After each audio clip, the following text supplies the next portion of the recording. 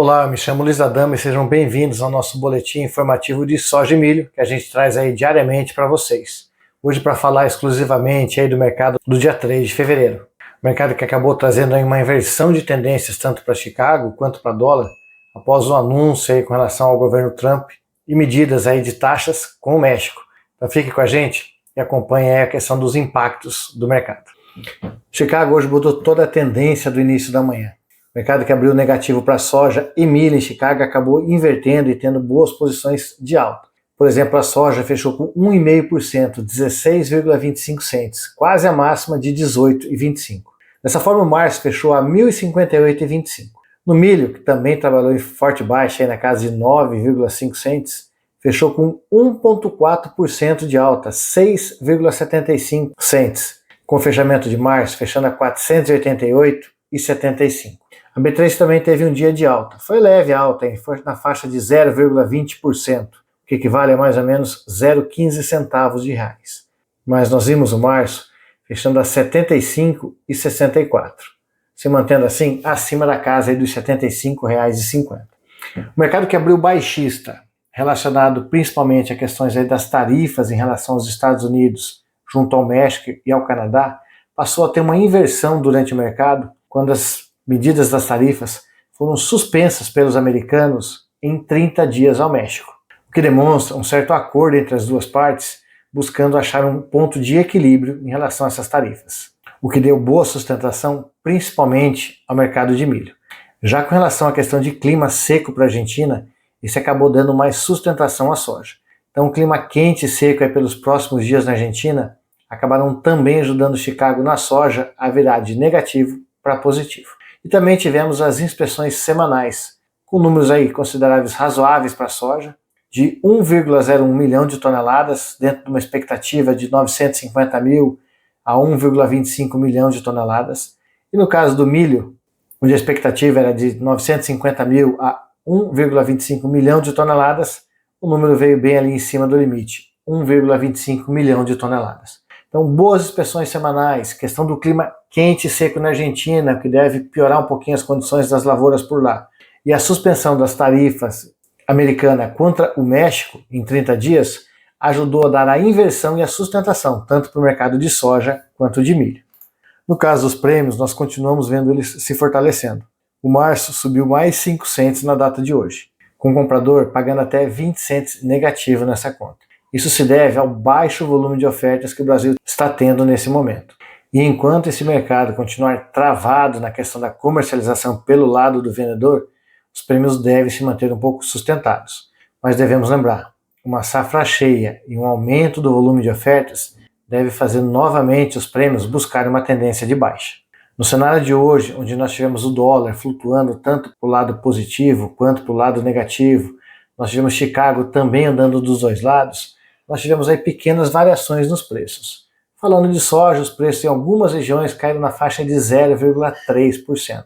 No caso do milho, que já está mais deliberada a questão de mercado interno, nós vimos algumas regiões apresentando quedas aí um pouco maior, na faixa de 0,5% a 1,5%. E algumas outras regiões, por questões de necessidade, o milho chegou até a se valorizar 2%.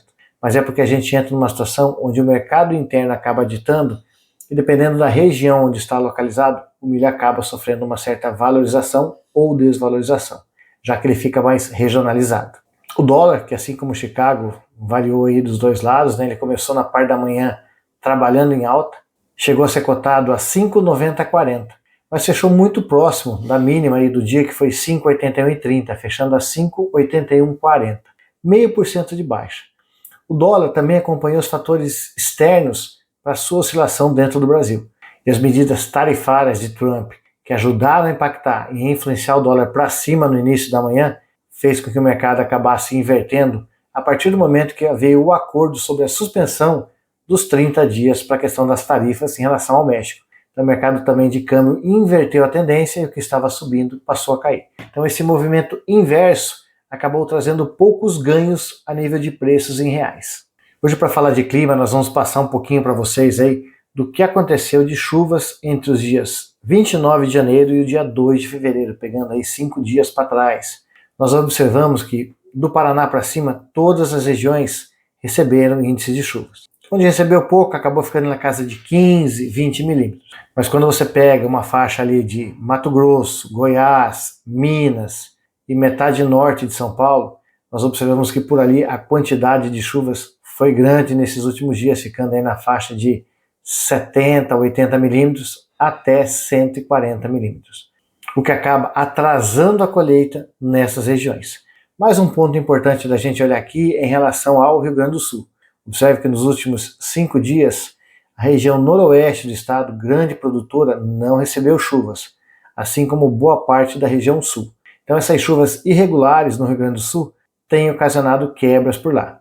Algumas regiões dentro do estado têm quebras bem expressivas pelos comentários do pessoal de lá. Já em algumas regiões onde recebeu algumas outras chuvas, a situação se mostra um pouco melhor, mas a quebra no Rio Grande do Sul ela já é real sim para o mercado. Por hoje nós ficamos por aqui trazendo o que realmente foi importante nesta data.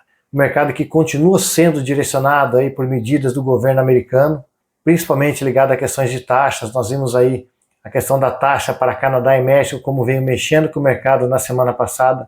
O fato de Trump prorrogar essa questão das taxas com o México por mais 30 dias gerou um novo impacto no mercado. Então é muito claro que essa questão de como o governo americano vai trabalhar essa questão de taxas vai dar sim uma certa direção ao mercado.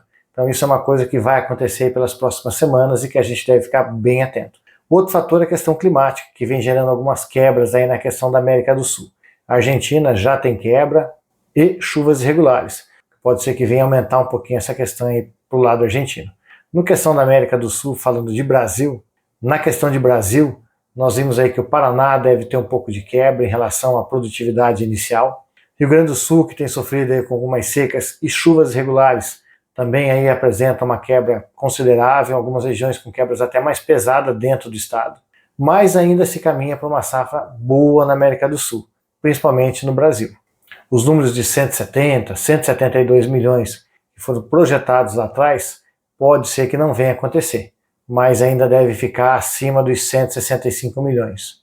Onde só para uma análise de lembrança de vocês, a Conab trabalha com o número de 166 milhões e o USDA trabalha com 169 milhões. Então, mesmo com as quebras no Brasil, nós devemos ter uma safra muito próxima de ser uma safra cheia e sim, uma safra recorde para o Brasil. Para isso, fique sempre com a gente, acompanhando os nossos vídeos diários e se mantendo bem informado. Fiquem todos com Deus, forte abraço e até o nosso próximo vídeo.